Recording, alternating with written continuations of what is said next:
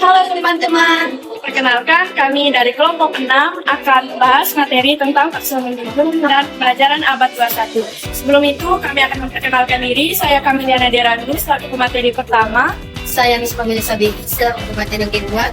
Saya Siti Arja Mariana Sulik, selaku pemateri ketiga. Selamat menyaksikan.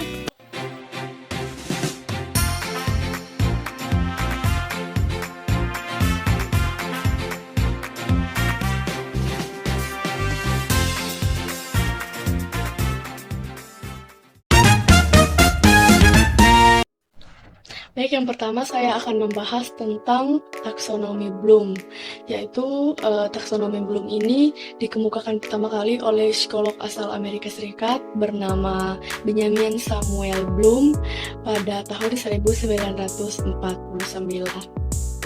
Taksonomi Bloom itu sendiri diartikan sebagai suatu susunan hierarki yang mengidentifikasikan keterampilan berpikir dari jenjang yang rendah ke jenjang yang lebih tinggi.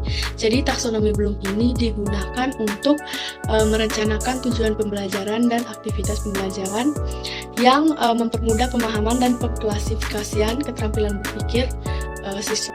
Jadi taksonomi Bloom asli ini juga dibagi menjadi 3 ranah, yaitu ranah kognitif, ranah afektif, dan ranah psikomotor. Yang pertama, domain kognitif. Jadi domain kognitif ini lebih mengutamakan tentang pengetahuan siswa, bagaimana siswa memproses informasi, dan bagaimana siswa itu memproses penalaran mereka. Jadi dalam domain kognitif ini dibagi ke dalam 6 tingkatan. Yang pertama itu pengetahuan. Pengetahuan di sini bagaimana kemampuan siswa itu untuk mengingat kembali materi-materi yang telah dipelajari. Lalu yang kedua itu pemahaman. Pemahaman diartikan sebagai suatu kemampuan siswa itu mampu memahami materi tertentu. Lalu yang ketiga aplikasi. Jadi aplikasi di sini dimaksudkan sebagai bagaimana informasi yang sudah diterima oleh siswa itu sendiri diterapkan ke dalam situasi nyata atau kemampuan menggunakan konsep dalam praktik kehidupan nyata. Yang berikut analisis. Analisis di sini yaitu bagaimana kemampuan siswa untuk menguraikan pengetahuan-pengetahuan tadi menjadi suatu bagian-bagian tertentu. Lalu yang berikut evaluasi.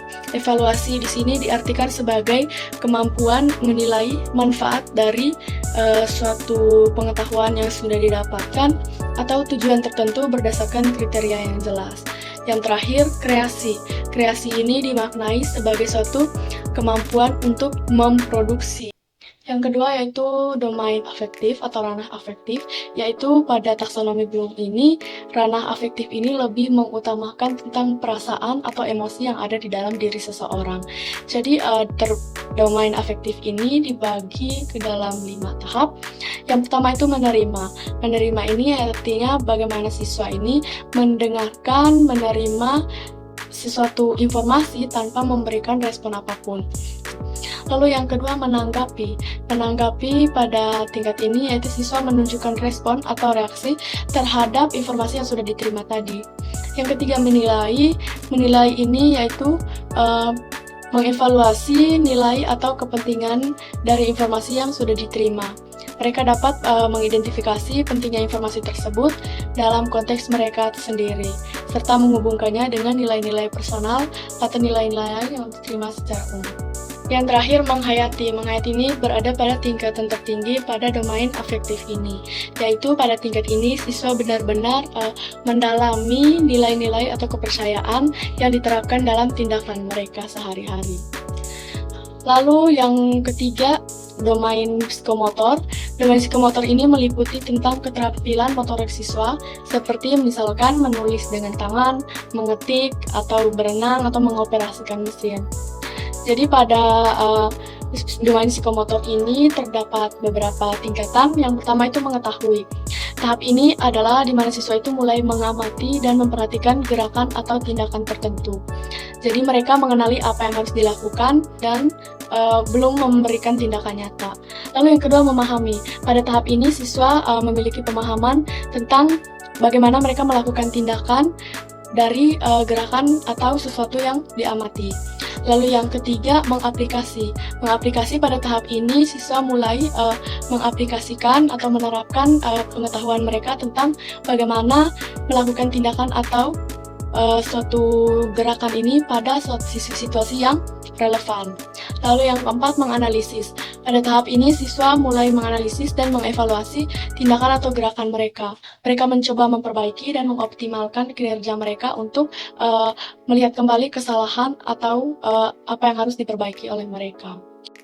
Yang berikut, taksonomi Bloom direvisi. Jadi beberapa tahap. Yang pertama, mengingat. Mengingat di sini adalah bagaimana siswa menarik kembali informasi yang sudah mereka dapatkan ketika memori mereka digunakan untuk menghasilkan suatu fakta, suatu definisi atau pengertian, atau membacakan dan mengambil materi. Yang kedua, memahami. Di sini adalah bagaimana siswa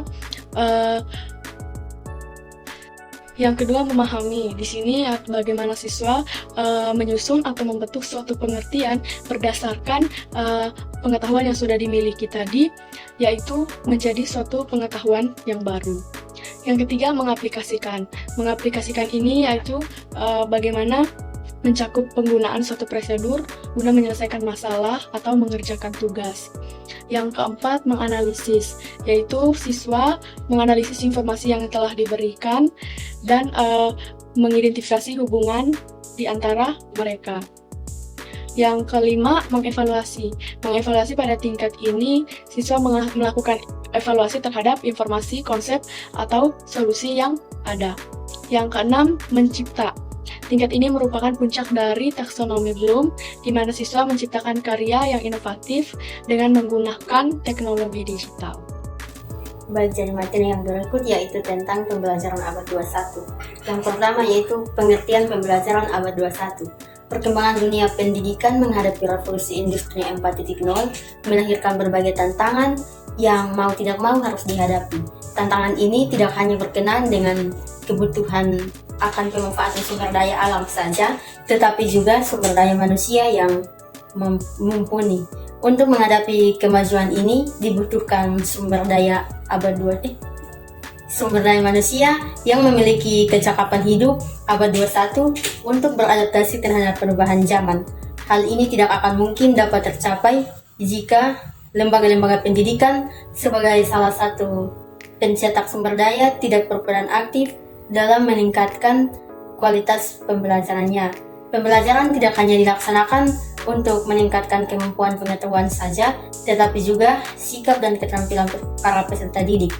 Dengan paradigma pendidikan pun harus berubah sesuai dengan kebutuhan zaman yang sangat mengedepankan penguatan karakter dan keterampilan, baik itu soft maupun hard skill. Menghadapi abad 21, sumber daya manusia yang diharapkan adalah memiliki pengetahuan dan juga keterampilan. Karakteristik ini menjadi modal utama bagi manusia dalam menjalani perannya sebagai pelaku utama berbagai proses dan aktivitas dalam kehidupan. Berdasarkan hal inilah, maka berbagai negara di dunia berusaha untuk menemukan karakteristik manusia terdapat sejumlah kompetensi dan atau keahlian yang harus dimiliki oleh sumber daya manusia di abad 21 ini. Yang pertama yaitu kemampuan untuk dapat berpikir kritis dan memecahkan permasalahan atau critical thinking and problem solving skill. Merupakan kemampuan manusia untuk dapat berpikir secara kritis dan logis serta memiliki kemampuan berpikir secara sistematis dan objektif dalam memecahkan sebuah permasalahan. Yang kedua yaitu kemampuan untuk berkomunikasi dan dapat bekerja sama atau communication and collaboration skill. Merupakan kemampuan manusia untuk dapat berkomunikasi dan bekerja di dalam kelompok secara efektif dan kolaboratif dalam mengerjakan atau mencapai sesuatu. Yang ketiga yaitu kemampuan mencipta dan memperbaiki atau creativity and innovative skill.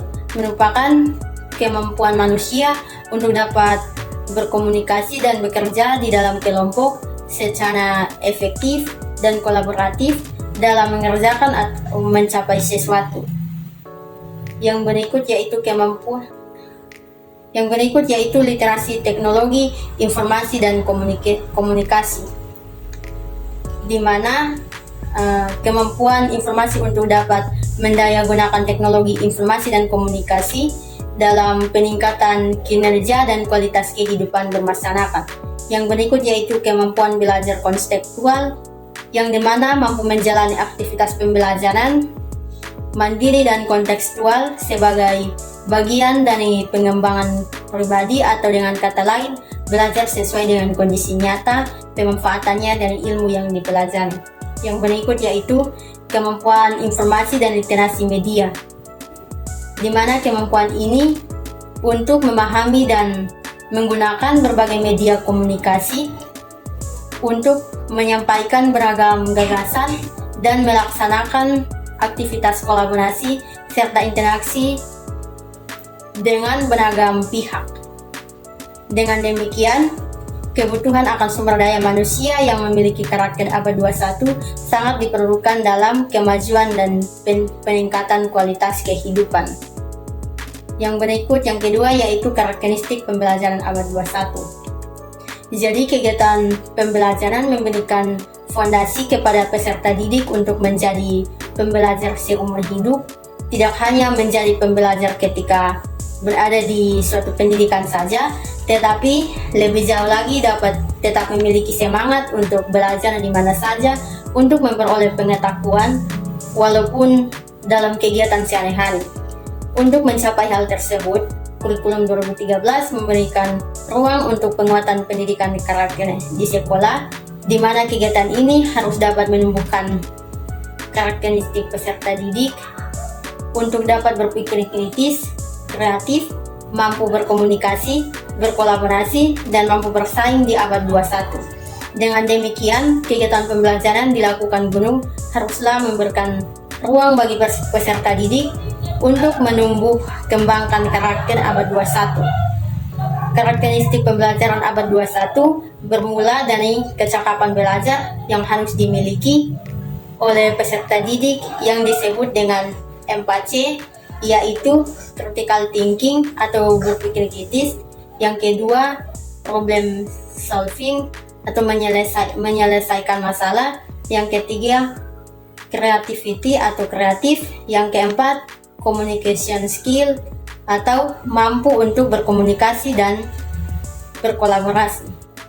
Sejalan dengan hal ini, Abidin menyatakan bahwa karakteristik pembelajaran abad 21, pembelajaran mengandung dua karakteristik utama, yaitu yang pertama, proses pembelajaran melibatkan proses mental peserta didik secara maksimal yang menghendaki aktivitas peserta didik untuk berpikir, dan yang kedua yaitu pembelajaran diarahkan untuk memperbaiki dan meningkatkan kemampuan berpikir peserta didik, yang pada gilirannya kegiatan berpikir itu dapat membantu peserta didik untuk memperoleh pengetahuan yang mereka konstruksi.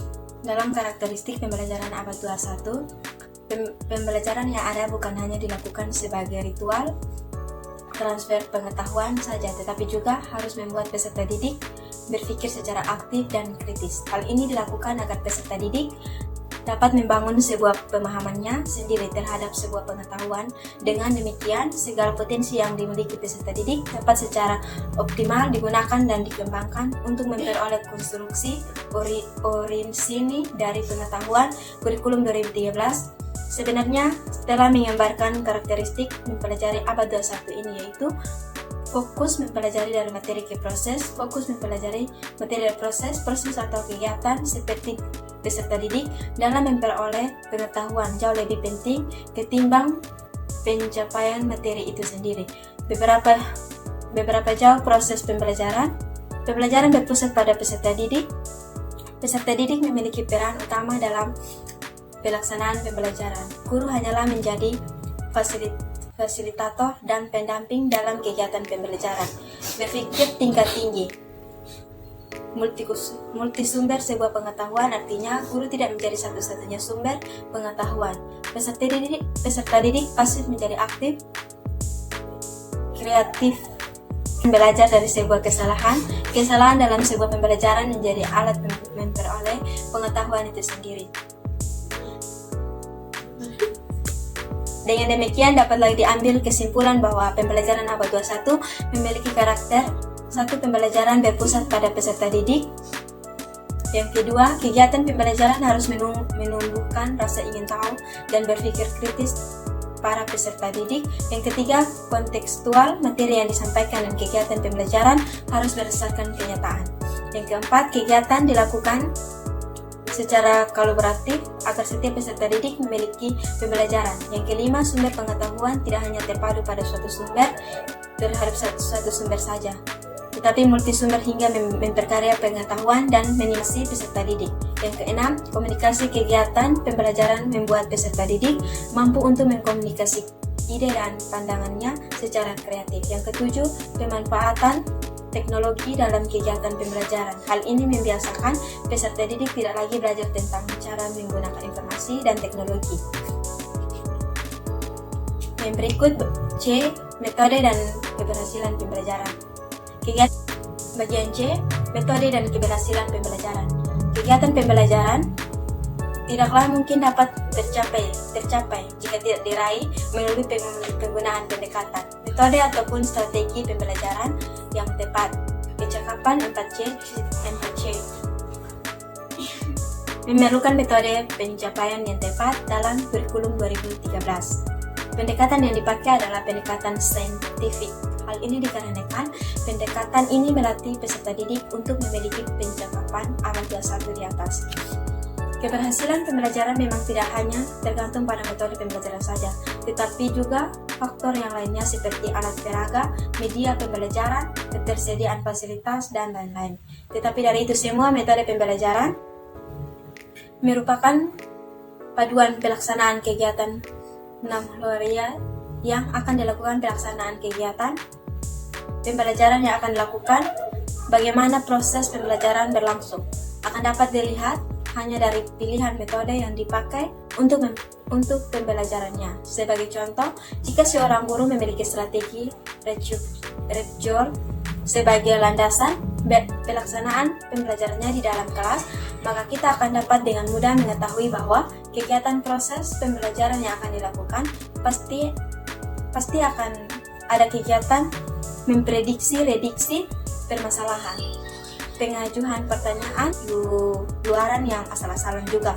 Padahal berbagai metode telah dipersiapkan oleh pemerintahan dalam kurikulum 2013 untuk dapat diterapkan oleh guru. Bahkan setelah direvisi, kurikulum 2013 memberikan kelulusan kepada guru untuk menerapkan berbagai kelulusan kepada guru untuk menerapkan berbagai macam pendekatan dan model pencapaian kecakapan abad 21 dari peserta didik. Dengan demikian, alangkah bijaknya jika seorang guru mempersiapkan diri dengan metode dan langkah-langkah pembelajaran yang kreatif, efektif, bermakna dan menyenangkan. Semakin mahir guru dalam menerapkan sebuah metode, maka akan dengan mudah baginya untuk mendiverifikasi dan mengembangkan kegiatan pembelajaran sesuai dengan materi yang akan diajarkan apapun mata pelajarannya. Let